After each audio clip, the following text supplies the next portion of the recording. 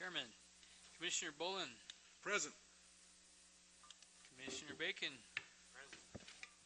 They sit in different places. Commissioner, let me pick the next one. Commissioner Duran. Present. Commissioner Metcalf. Present. Commissioner Peterson. Commissioner Rosalinda Federico, not here. Chairman Halby. Present. We have a quorum. Is my mic on? Can you hear me? No. Can you hear me? Okay. Can now. All right.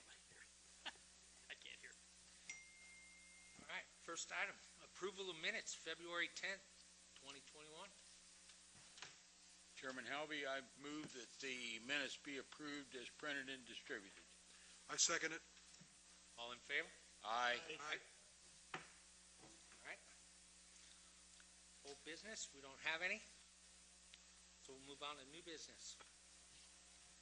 First item on the agenda, Cool PZ 210203, subdivision plat of 469 lots for Skousen Farms East, Unit 1, submitted by United Engineering Group on behalf of Cross Creek LF, located at the northeast corner of Vaca Inn Road and Skousen Road in Coolidge, Arizona.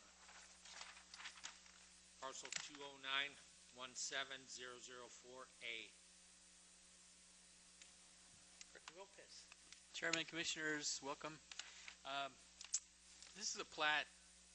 First of all, we're starting to see now, finally, that some of the vacant pieces of land, some older plats that were existing, are now being brought back up and rejuvenated, I guess is a good word for it. They're brought up and any slight corrections are done. We had one Monday night with P&Z that was approved that you guys looked at, Landmark 2, and that went through that hitch well. So now we're starting to look at raw pieces of land that are being converted to build houses because we're absorbing all the existing 2,000 plus lots that we had, which is a good thing, you know, so they're being taken up. So this is one of these that Skousen Farm PAD, this is part of the whole Skousen Farms. It's the northeast corner of it, and you see by the map. So it was done in 2005. They're proposing 469 lots, 34 tracts, 118 acres of land, and so you can see the list down here on the memorandum. And so we've got staff comments on page 3, I believe it is, and it just talks about the title page being revised and the dedications being to the city of Coolidge, a 1-foot vehicle non-access easement, that's pretty standard on these. Front yard setback for the living area is 10 feet, and the houses are the actual driveways are 20 from the property line, so that gives you enough room so a vehicle doesn't hang over into the sidewalk like an SUV. And then there's some minor changes on the road names I think Tim put in here. And other than that, we're recommending that Planning and Zoning Commission approve the subdivision plat with the amendments above. And Mr. Hanson, do you have any other comments for this one? We have a gentleman here from UAG, right? Yes. Yep. In case you have questions.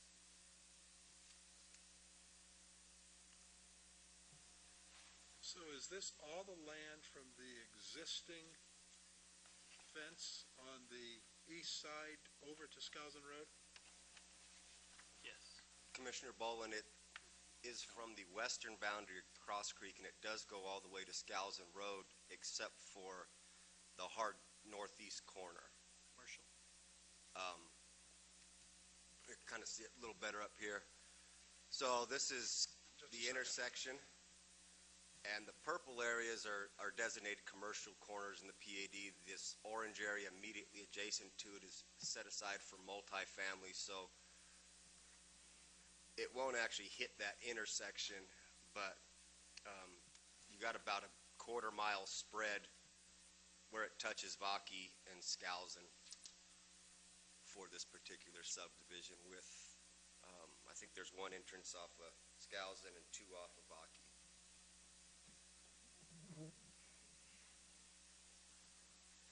So, and it's a different owner that has the corner. I don't believe Peterson has. Sure. Yeah, I didn't think he got the corner. We can check on that, but I know he's got quite a bit of land. I didn't think he took the corner. I didn't see that. Point again to where Cross Creek Ranch is currently, or what is that called? That's Yeah, That's Cross Creek. Ranch right there. right there. So it's part of this larger PAD. This is where they're building now, Richmond Americans over here, and there's another builder coming on this east side. Right. And it's all been cleaned up and going. And the land we're talking about is that So they will West. share a wall. Right. that's the wall of Cross Creek right there? You got it. Okay. That's Skousen on the left hand. Right That's there. Skousen there.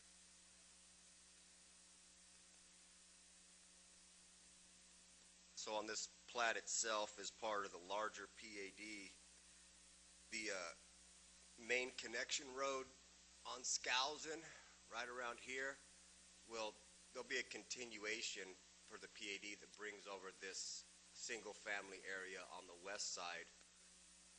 It has a similar number of lots. The total PAD has about 1,183 single-family lots plus the multifamily. The school site is there and dedicated. The district will ultimately make the decision whether that's necessary when it becomes developed. If the school district doesn't want it or doesn't have a use for it, the developer has the option to utilize it for single family at 3.5 dwelling units per acre, which is lower than the overall residential density of 3.7 approved for the PAD. So what are we doing here tonight?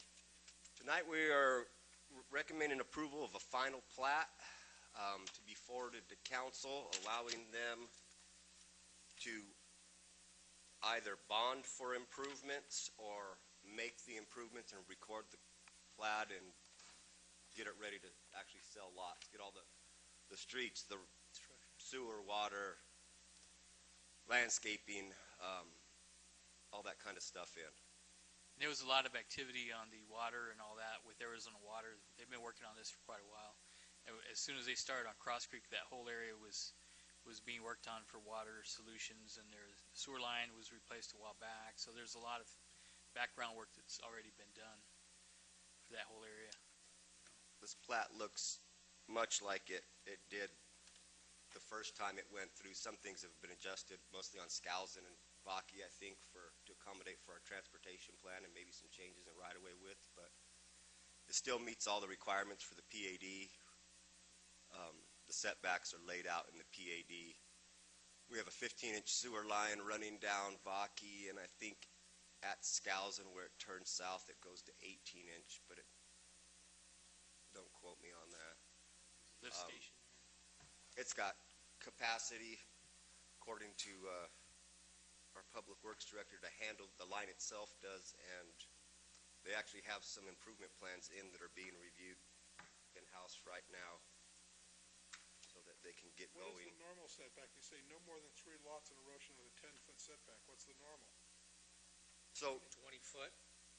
well, Chairman Halby, Commissioner Bolin, the 10-foot setback applies to side entry garages or front living areas.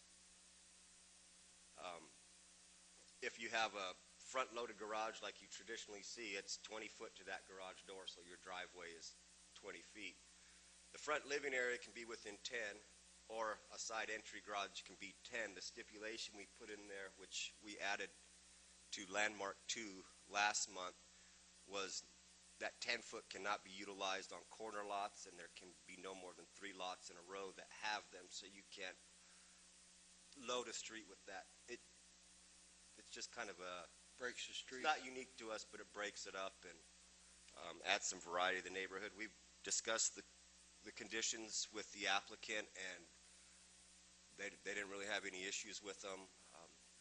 It's kind of a standard thing that gets done. Came up It's with also, these names? what's that? Who came up with these street names?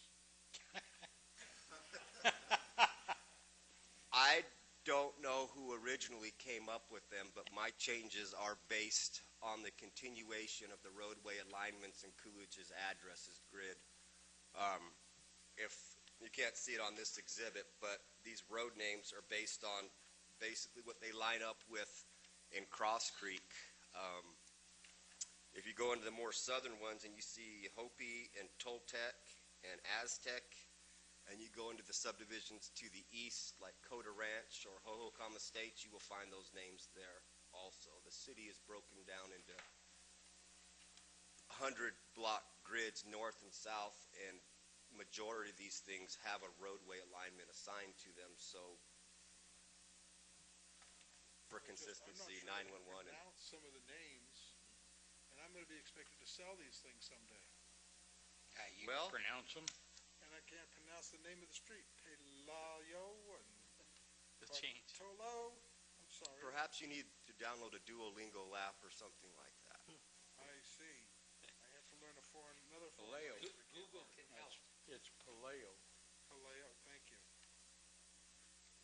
There is one road name not assigned in here, and is the kind of the collector that enters off of Skousen. We can entertain a road name from the developer for that.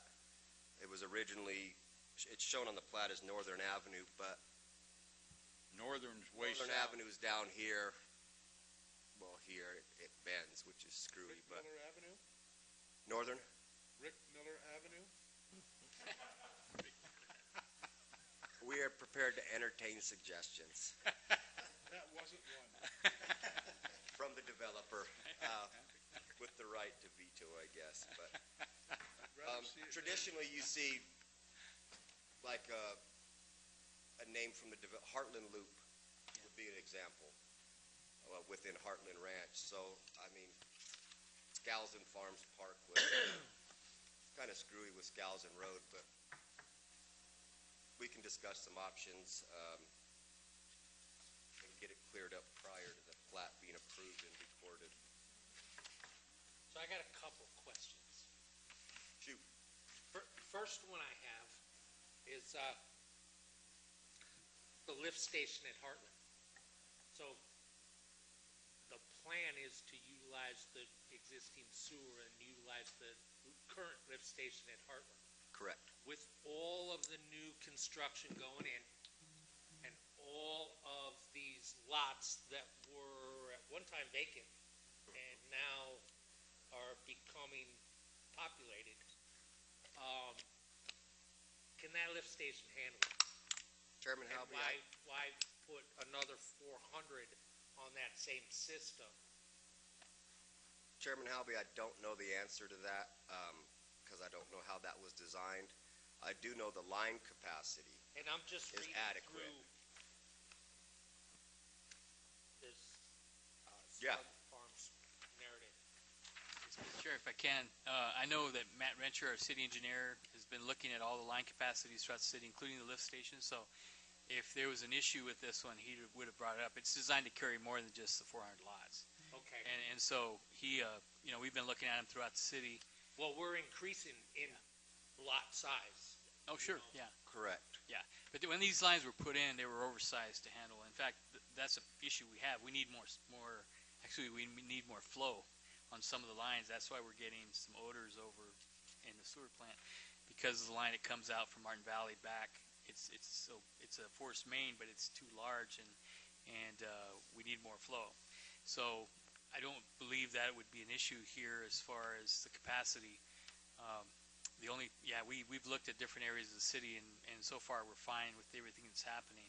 He hasn't raised a red flag. The thing we are working actively on is the sewer plant and making sure we're ahead of the curb and capacity Well, for that that. was the next question that Yeah. I had was, I know that we're struggling right now to maintain with what we have We're about at the plant-wise. We're about 70%, and so we have capacity still. And we're looking at. I'm in all the meetings with the groundwater, the things we're doing to actually make more money on the savings of the groundwater, and we're going to send some of it up to some farms potentially. We're working with the Department of Water Resources for that. So that whole issue of the wastewater treatment plant is actually being worked on with some engineers and everything else, and so we can make a good choice, and we'll be ahead of it. So we don't want to stop all of a sudden and run out of capacity. That's not going to happen. Usually when we get up to a certain point, uh, all cities start looking at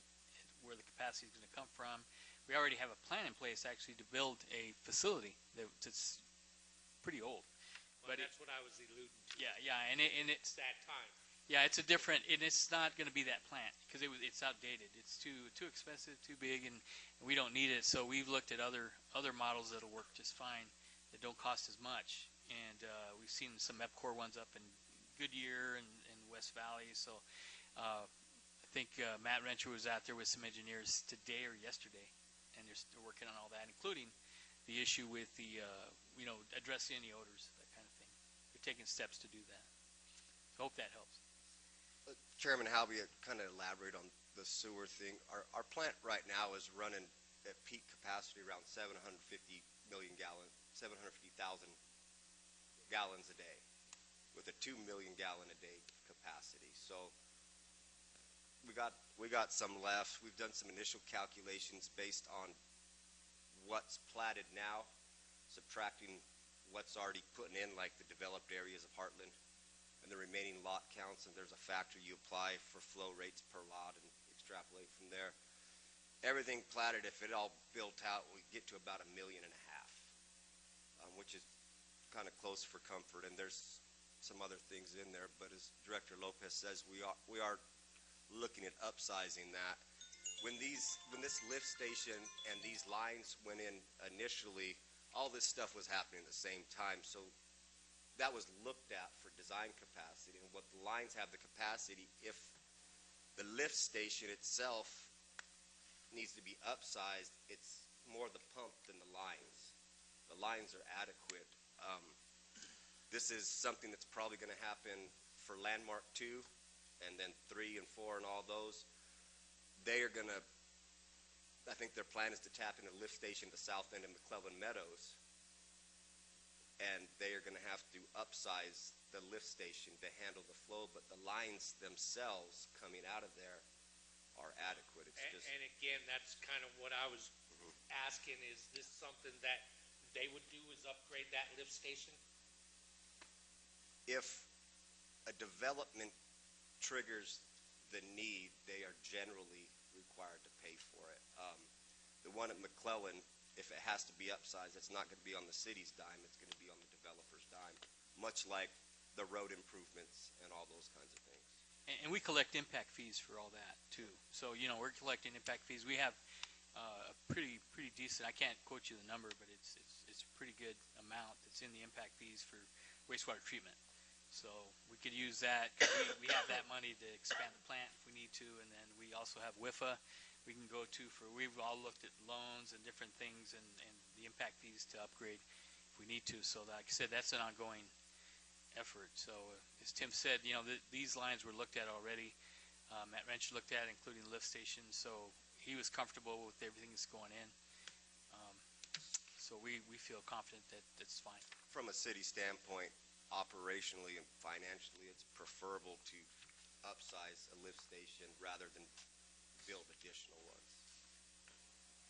So the only other thing that I have is, in looking through this, he's got some references here that are referenced in our manuals, but from 1989. And I know in the past 6 years, we've all done a lot of work to revise P&Z and what we do and how we do things. So, Chairman Halby, what section are we in here? So those references, I mean, they were current at the time. There are things in this PAD that are more binding than others, like the setbacks, for example. But, these references in here, they probably had a standard street section with 4-foot sidewalks, and while that was approved and probably shown on their cross-section, they're 5-foot now because things change. So with things of that nature, they have to conform with the most current codes.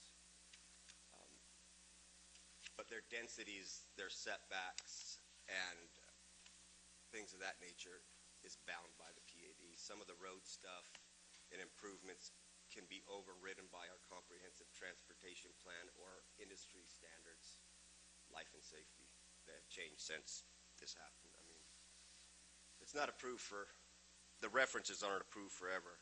If you got asbestos approved in your house plans 20 years ago, we're not going to let you They're still not use good it. now. So things do right. get updated. So, which brings me to my last question, okay? I did talk with Mark today. I had a meeting with our fire chief. And he brought up the concern of the width of the road. And that's why I asked to look at what our code says as far as that 36-foot curb to curb.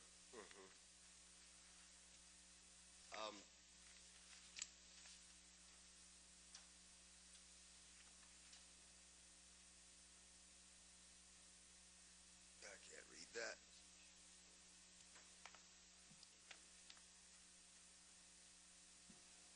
So what they're showing in their cross sections is local street.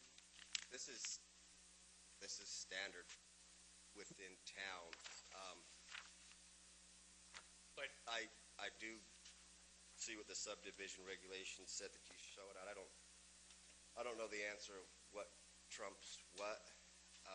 I do know that these improvement plans are outside of the scope of the council. You are the plat only.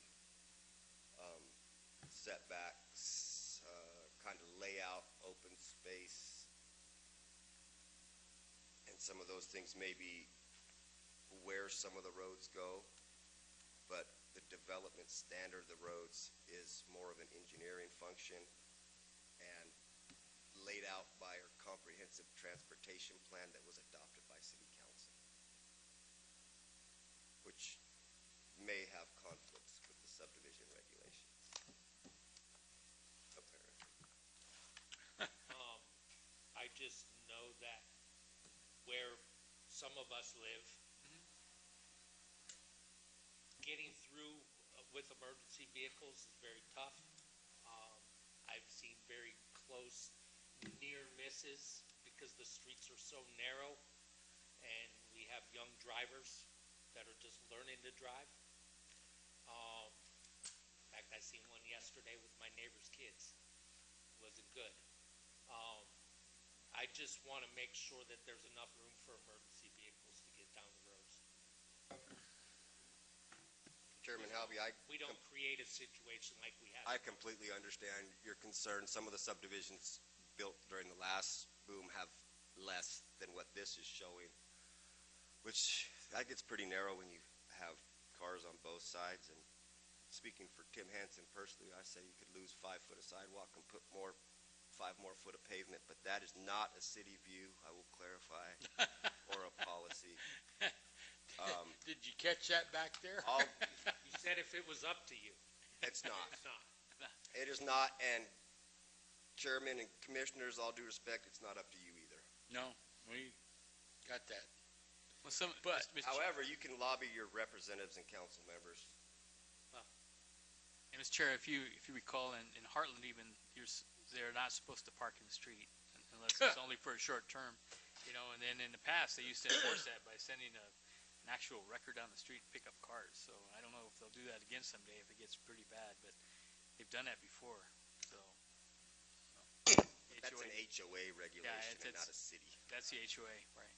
For that reason, because that's how they sold it to the city council back in the day when it was approved, because I was on city council when we did this. So If you we blame have me the too. ability to make that change, then let's make that change. Let's not repeat the past. Yeah, and we can do that on all new ones that don't have an existing plat PD, because we'll have that as they come forward. So then we'll look at it differently. Well, can we just apply code? We can do nothing about that at this meeting other than approve or deny the plat, and denying it based on that is going to be kind of weak. no effect. Understand that the commission is making a recommendation to council, which generally they go with. And I do not disagree with you, but that's not what we're here to debate.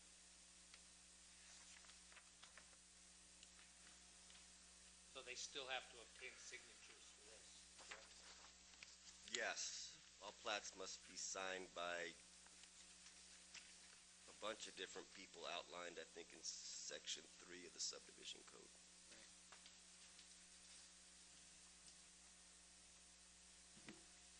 Certain it'll get handled at that point. Mm-hmm.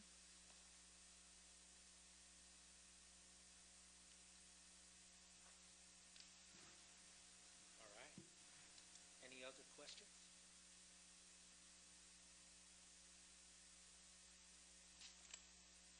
Do we need to hear from the developer? Um, And yet, the public, it's What are we going to find out about what's going behind us on Palo Verde? that's item number B. two, the second item, B. not this one. Next item. Next item on the list, ma'am. Chairman Halby, Commissioners, if you guys have questions for the applicant, they are here to answer them. You're not required to ask them, but you sure can. There is a public hearing for this and the other Yep. two items. So. Any questions? have Any no questions for him? Nope. No? Nope. All right. At this time, You come we'll out entertain a clean. motion. Yeah, Oh, a we public gotta hearing. open it to the public, I'm Yeah, sorry. yeah. Public. We just said that. All right. At this time, we'll open this discussion up to the public. Anybody like to speak on behalf, please come to the podium. State your name and your address.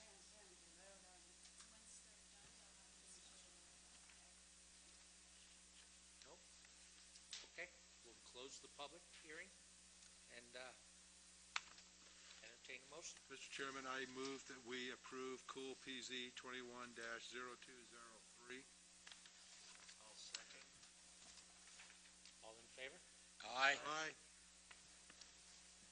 I forgot to say something. With the amendments, With the following staff comments. with Tim's comments.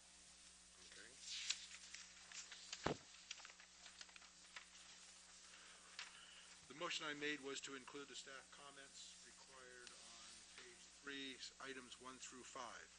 Title page to be revised includes signature blocks outlined in section 3-11, street and roadway dedication to be to the city of Coolidge instead of public.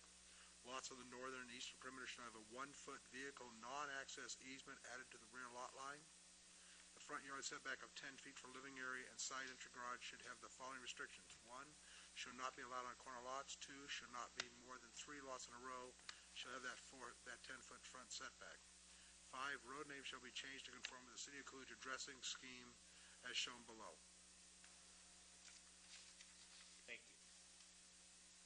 Can I get a second? Second. All in favor? Aye. All right.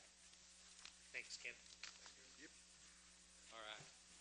Next item on the agenda, Cool PZ 210204, a rezoning application for approximately 10 acres of land located west of Arizona Boulevard between Seago Avenue and Palo Verde Avenue in Coolidge, Arizona, changing the zoning from single-family residential to multifamily residential.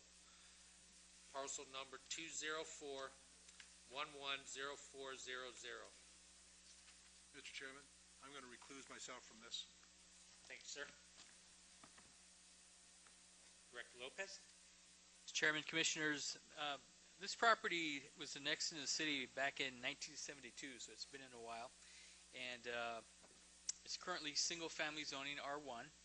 And when you look at the actual general plan, it's general neighborhood, so it actually conforms with urban neighborhood. It conforms with the zoning that's being asked for, which is R4.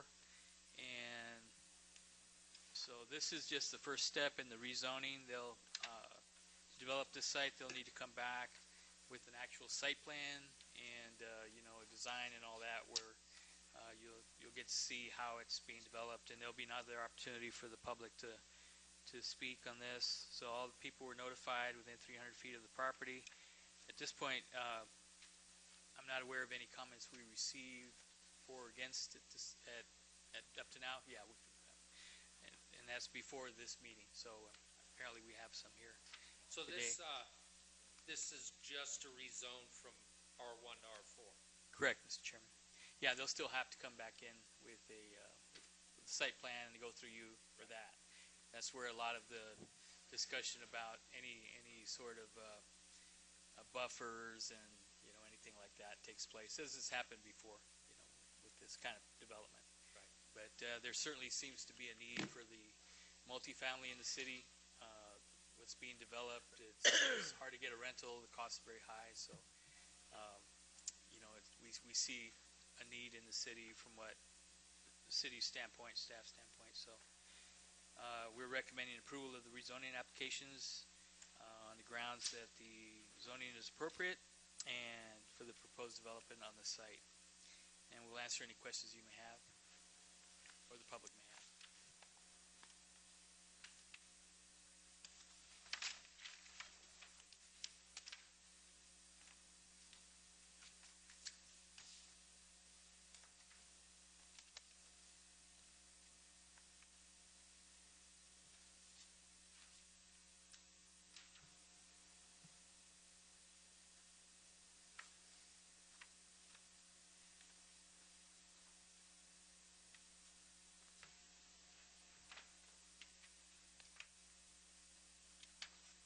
So, Director, I see that under R1, they have to obtain a certificate of assured water supply. Correct. Right? Mhm. Does that happen under R4? No. We grant them that? No, the city does not. Yeah, the city doesn't grant it. It's if the water is available from Arizona Water to serve it, then they can serve it. Multifamily is not required to have a certificate of assured water supply to everything I know about. So it's not required to have one at this time. Chairman Howey, Commissioners, it is odd. That certificate is required for a subdivision. Right. But Not if single family. for example, the Casablanca apartments that are being constructed now, it's 298 units or something, they don't need one. Right. An RV park like Indian Skies or Hohokam They have to have. does not require one. No, they don't.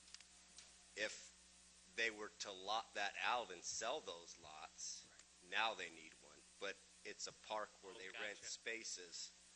So if you did an RV subdivision like the Wildermuth Edition right up here that's lotted out, I mean, today this would require a water supply, but it's Yep. tied to subdivisions, not so much multifamily, RV, commercial, industrial. It's not our rule. It's at the state level. Yeah, state lobby. Department of Water Resources. Seems odd that they wouldn't be guaranteed water, just like a person owning a home. Well, that's the difference. Is you own the house, so you're expected to have a 100-year water supply of water as it carries through. Where an apartment complex is rental, month to month. So if for some reason there's not enough adequate water there, they have to get it somewhere else or purchase it, the water rights from somebody else to continue it or sell it and use it for another use. Back when I was at the county, RV parks and mobile home parks were considered a holding zone for more intensive development because, and this was even before we had all the issues with the water. So at this point, I think that's the basis for that decision is that if it's to be sold in any way, then that's why you see also in a lot of big cities, now you're starting to see, they look like subdivisions, but they're actually rental houses. And you don't buy the lot, you just rent the house. So it's like a big apartment complex based on single family homes. Oh, wow. So you don't have to have an assured water supply for that. So you can do it just like you do apartments. So I think that's why they're going that route. So, yep. There's such a need for single family home rentals also. That's another way to get there without having the water, but still having water, not the assured certificate. That's basically what they did out there in Queen Creek then with all that subdivision they built behind Banner Health Center out there. It might be. I don't know that specific one, but the Duplexes, yeah, they're duplexes, but they're all single, they're all built all the same everywhere. Yeah.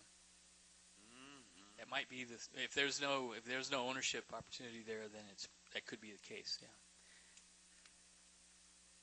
Chairman Halby, Commissioners, another example is, the duplexes that are going up back here. There's 34 units there, but the water supply assurance is not a requirement for that. I mean, they still have to have water to go through the utility and everything, but, as long as the utility has capacity, they're going to serve them, just like everything else. Right. But they're not required that certificate. Okay.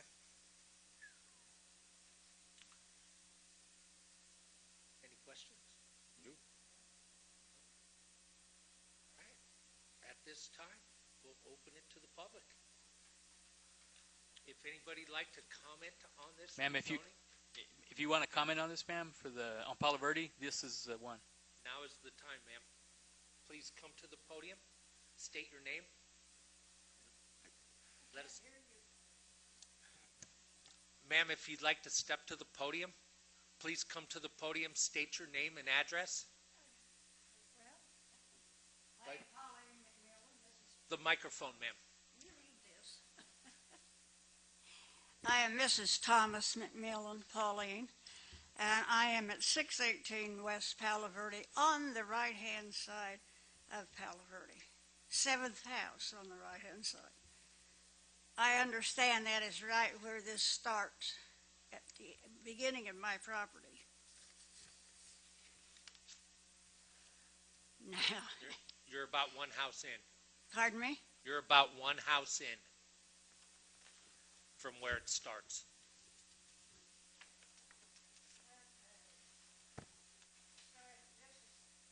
Are these the starting of the houses? Yes.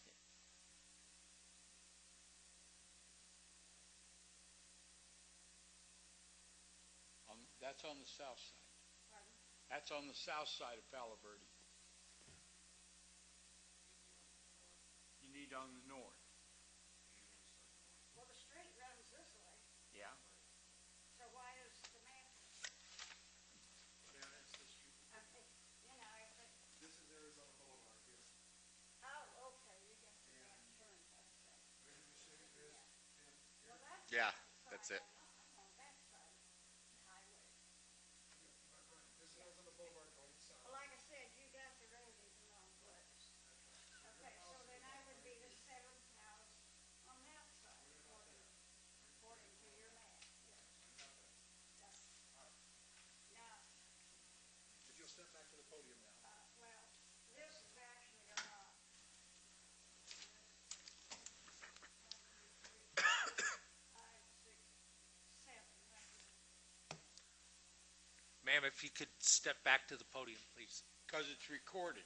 We're recording everything you say. That's why we want you to speak into the microphone. Well, that's all I got to say is I'm not for it at all.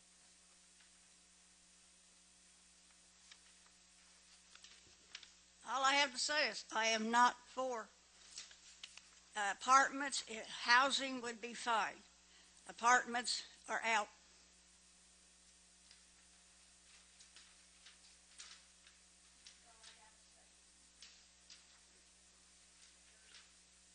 I'm not agree. Thank you, ma'am. Anybody else like to come to the podium and speak?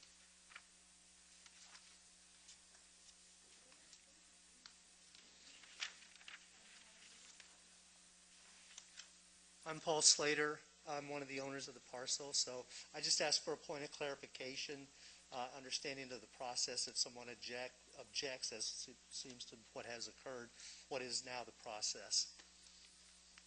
So we take that into consideration.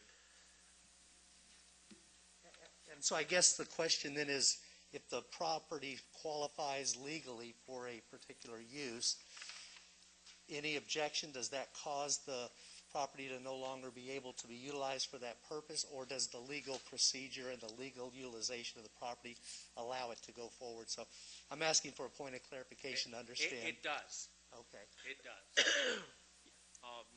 Nobody guarantees your view. If you don't like if you want to keep that view, buy the parcel. Okay. And if you don't want an apartment building built behind your house, then you don't buy a piece of land that has a big open piece of land behind it. Chairman Halby, if I may, Paul? Paul, Was it? yes. So this hearing is to take public opinion on the rezoning request that would allow for multifamily use. The commission can take that opinion into account when rendering their decision recommending approval or denial. Either way it goes, either the applicant or anyone owning property physically within 150 feet has a right to appeal that decision to council. There's a $325 application fee, and council can hear it. Once the rezoning happens, there's still more hearings that go on after. I mean, the site plans and all that, but you get yays and nays for everything. Your question was really on point, is whether, as iterated in the staff report, this zoning is allowed in this general plan land use designation, so it is compliant with that. It's next to another R4 piece and some multifamily duplex zoning right up here.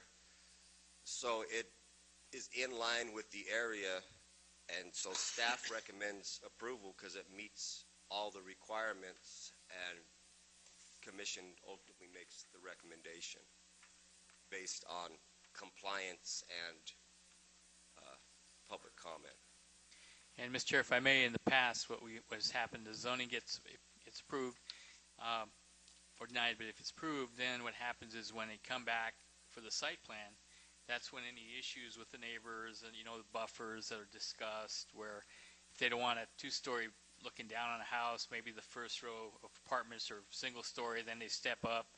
We've had that in other areas, and it works fine and appeases, any issues, and the project moves on. So that's basically how it works. Appreciate the point of clarification. Thank you. Absolutely.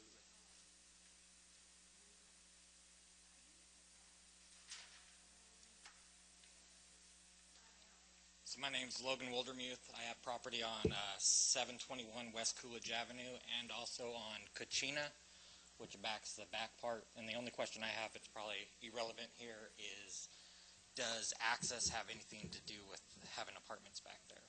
Because from there, you pretty much have the one access coming off the boulevard, and the only thing that they could do is if they bring the easement in between 701 and coming from Wildermuth Edition, or would that be another step?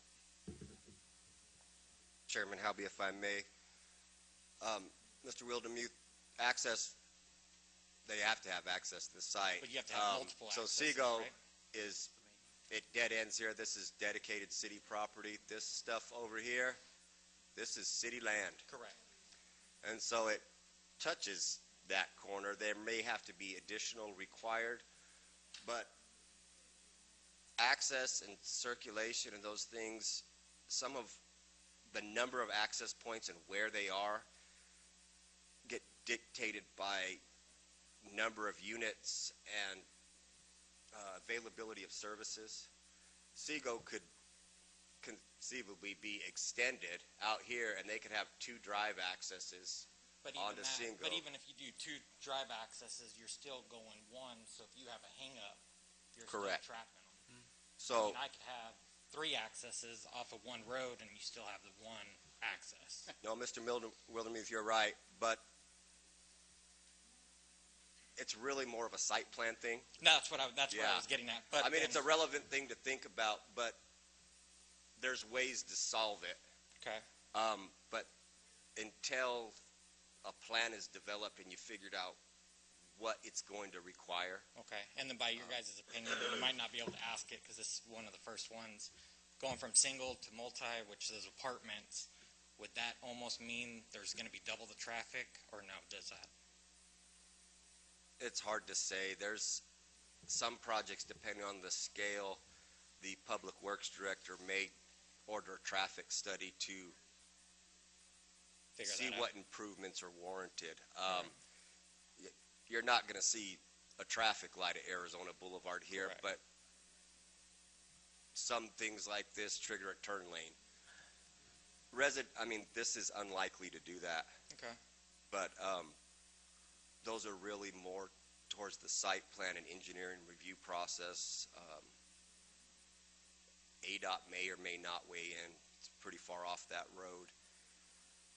In initial conversations with Fire and Public Works, they don't have concerns with this site developing in this manner, but again, it comes down to a plan and finessing and making a plan that works. You don't want to create an issue, obviously, but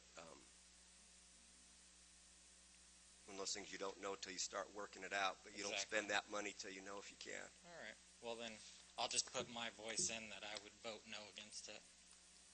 And that site planning process, these same mailings Has go nothing. out. If you got one this time, you're going to get one next Okay. time too. Sounds good. Appreciate it. Okay. Thank you.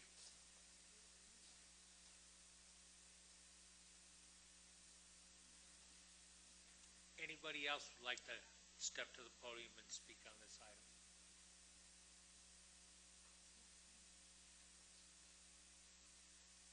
All right, at this time, we'll close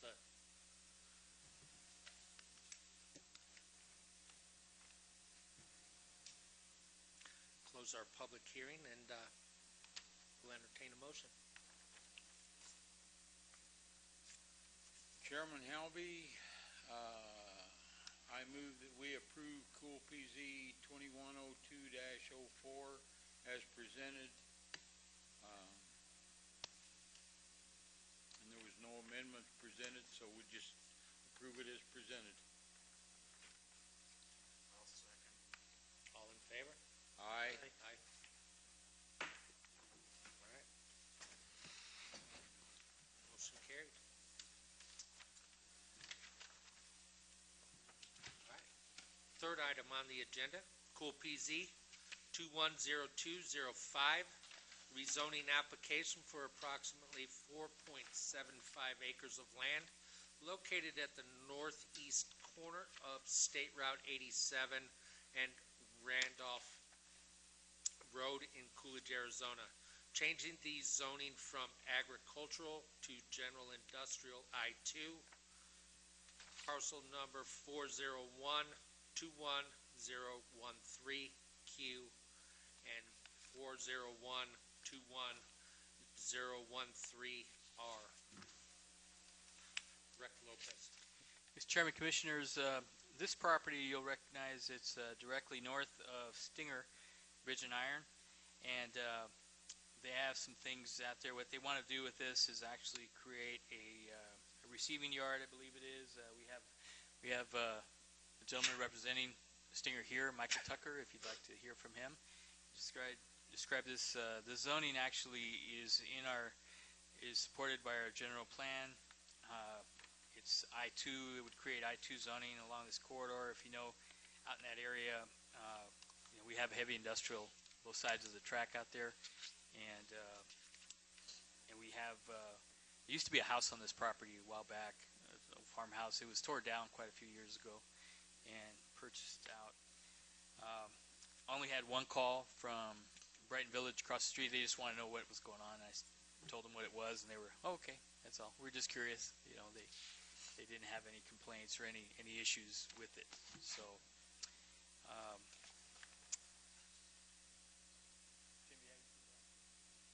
pretty straightforward. They'll need to come in with a major site plan, and bring it before you to go ahead and finish this out. So, this is the initial portion of just the zoning.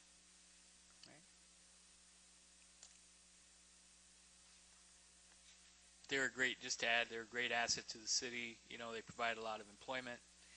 They've done things nationally. They built a really, really stupendous bridge over in Long Beach, and all the steel, I think, was provided by Stinger. They had to take this thing down the freeway at night and different times so they can get it over there, and they built a big portion of the wall that was being built on the border. So they've got a lot of steel there, and they just do a lot of heavy work all over the country, as far as I know, and do great work. They got a great reputation, as far as we know.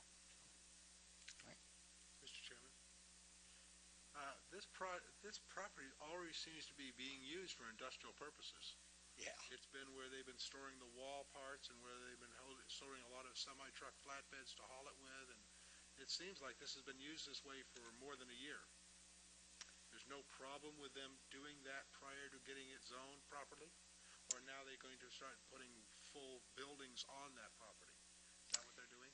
Chairman Halby, Commissioner Bolin, yes, we were aware of that, but because of the nature of what they were doing with the wall, we didn't want to interrupt it. But they, knowing full well they're going to come in and catch it up, basically. And but yeah, you're right. You're correct. It was being used. We were aware of it. We knew they were going to come in, and that's why they're here now. So I'm not against it. I'm just saying it's been used that way for a period of time. I'm glad it they has. were doing all that work and building all that wall. yes. Wish they'd finished it. They will. Yeah, in some cases, I mean, we have to decide. Is it a national interest to keep it going, or knowing full well it's industrial in general plan, it's more than likely going to be industrial. We aren't trying to determine that ahead of time. We were just, if it didn't get used that way, it would be cleared out and whatever use would go there. But we thought we allowed them to continue, so that wasn't a problem. Okay. All right. That's all I have. If I may point out, Michael Tucker used to be the mayor of Florence before, so it's kind of like a celebrity.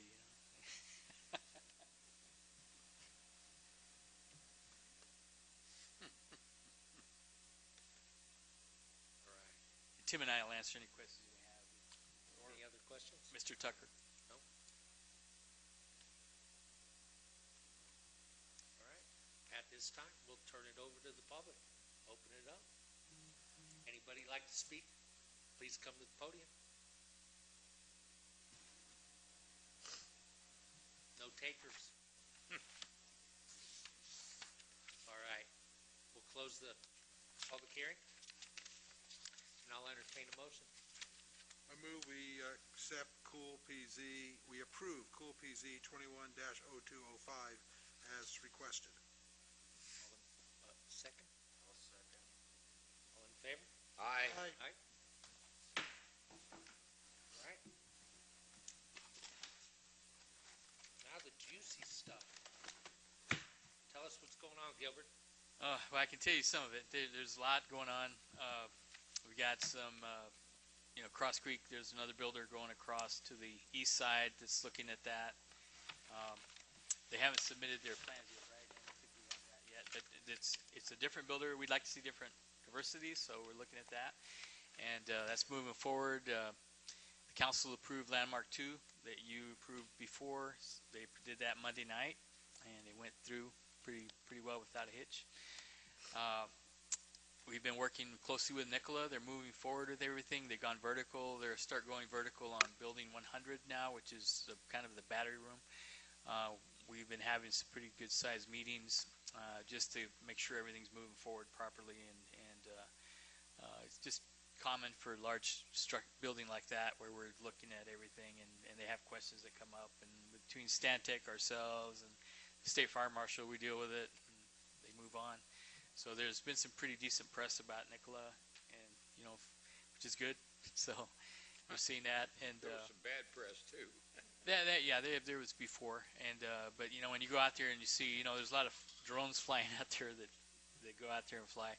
But what it's done is we've got a lot of inquiries. We're working with the Arizona Commerce Authority on other businesses that some are related, and some, which I like to see diversity, because I don't like to have all eggs in one basket. But what comes, the market drives it, so which is a really good thing. And just to add to Nikola, we also had a notice from the City of Phoenix. We work with Denise Yanez. She's the administrator for Foreign Trade Zone 75, and that was approved by the federal government. The Foreign Trade Zone designation for that area was approved by the chairman of the Foreign Trade Zone board for I think it's U.S. Customs and Immigration. It's part of the Department of Commerce is where they did it. So we have the notification in place. So the City of Phoenix sent it to us. They're a great partner. They work real closely with us, and we'll have more of that, as we go forward. And we have other businesses that need a foreign trade zone. Phoenix will help us with that. So it's a great. We have an IGA with them, so it's good. And then just in general, we have other things we're looking at down south. There's a lot of activity there. We're responding to, call them project information forms. I just sent one to St. Holdings right before I came here. I received it and said, here's another one. Take a look. And then we go in, and if it's something that looks like that will work for us, we respond to it, provide all the supporting data, and then if they're interested, they come back and ask us for more data, and we respond quickly. So we turn those around fast. On the real large projects, we compete with Austin, Texas, Tennessee, Georgia, all the usual players. Sometimes Utah, could be Nevada. So it's kind of an interesting dynamic that we're out there with the big boys. That's really good. So Tim and I and the rest of the staff really work to get Carol to get all this stuff out, and for a small office our size, we do pretty good getting things out. So Yeah, I'm expecting to turn the corner down there one of these days and see a big 3-story building standing. yeah, it's a big building. So yeah, and so there's a lot of great projects going on. We have a lot I mean, you guys. we have a lot of activity at the airport also.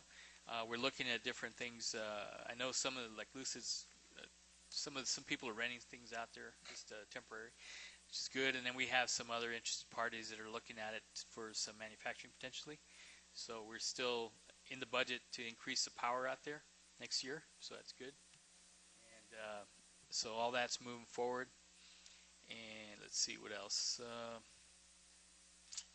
So we talked about Nikola. We talked about the airport, and what else? I've been, part of my job too is I'm the lobbyist for the city. I'm the registered lobbyist.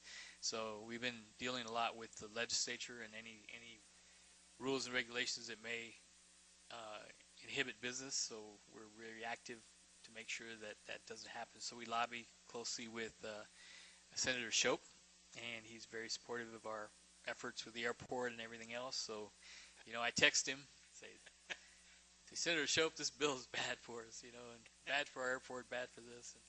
And he'll look at it, and, he does help us. And also Representative Cook and Representative Pratt. So they really do work with us. And there's others that we ask for help sometimes. But between the league that has intergovs for all the cities, we work on that and try to make sure that we have input into that legislative process. So that's really hot and heavy right now. There were like 1,500 bills introduced. So you can imagine the league tries to pick out the ones that impact cities and concentrate on those. Support or, say, please don't do that to us. So, especially take our money. That's always so that's all I have at this point. Tim, do you have anything else? Carol? No, sir. Just want to thank Carol for all her hard work. She really, behind the scenes, makes it Thank you, Carol. So, Mr. Chairman, that's all I have at this time. Fantastic. Thank you, Gilbert. You're very welcome. Anybody? Open to the public. Are we still ahead of Casa Grande in building permits?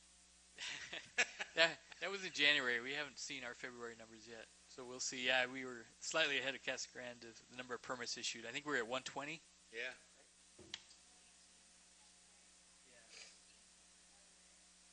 So how many?